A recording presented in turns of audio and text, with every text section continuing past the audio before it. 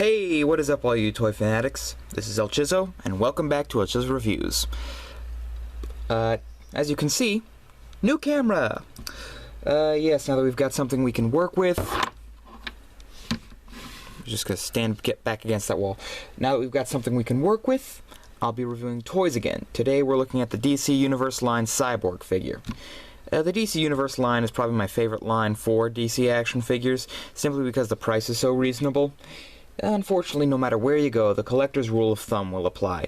You get what you pay for. This is not to say that these are bad figures, but they clearly aren't of the same quality as SH Figuarts.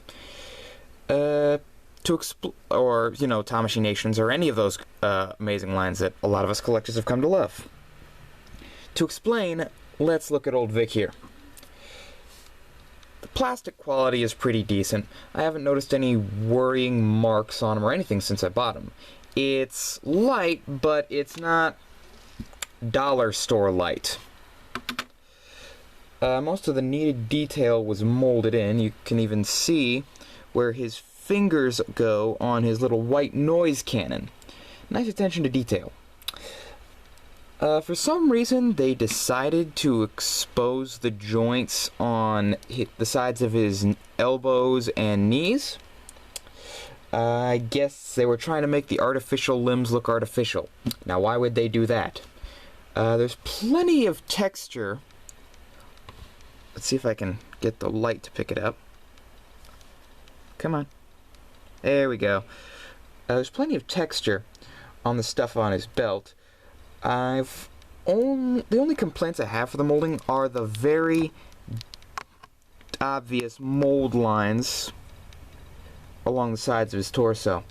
As you can see, his face is well represented. If somewhat stoic, let's fix the light there. The painting, at first glance, seems alright. But once you get it up close and personal, you see a few mistakes. You can see along the edge of the headband there is just a little bit of bleeding with the black that went into his hair. Onto the silver area right here. And down on his leg, if I can bring it up, you can kind of see the skin tone splattered when it came out of the sprayer. However, mileage may vary, as it's a quality control thing. Speaking of silver, I don't know if the new camera can pick it up, but there's a very subtle, almost metal flake effect going on throughout the figure. Really looks nice. Detail aside, let's... hold on.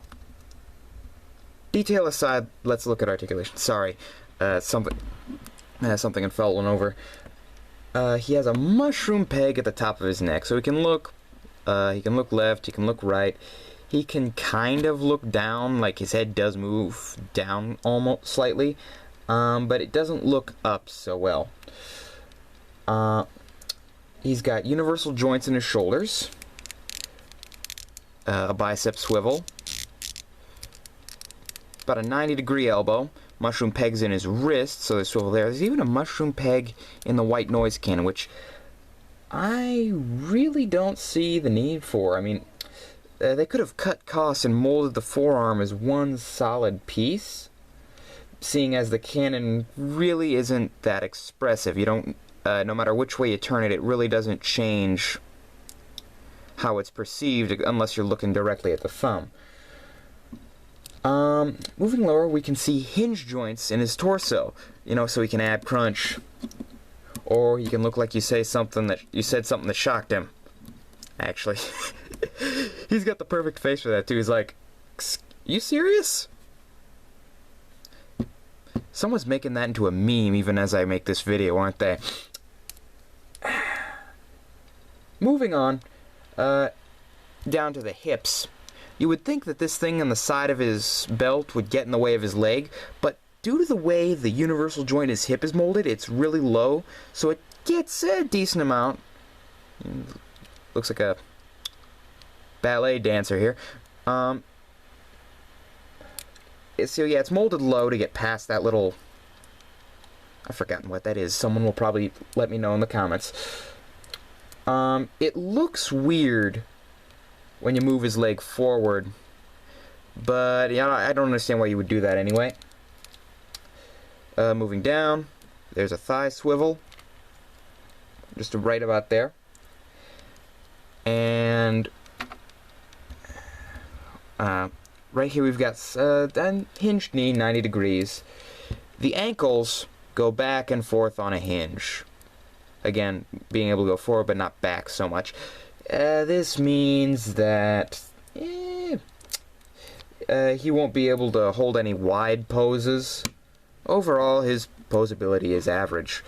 My final view on the toy, I actually really like it. This figure proves that the phrase, you get what you pay for, doesn't always have to be in the extremes. I got him for around 12 bucks, and for that he's actually pretty good.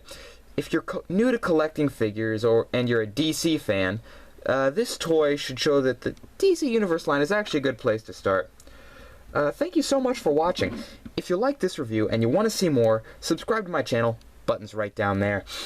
If there's any particular toy you want to see reviewed, leave a comment below and I'll see if I can get a hold of it. Please share this video so this channel can grow and continue to bring you more reviews. Thank you so much for watching. This has been El Chizzo from El Chizzo Reviews, and I'm signing off.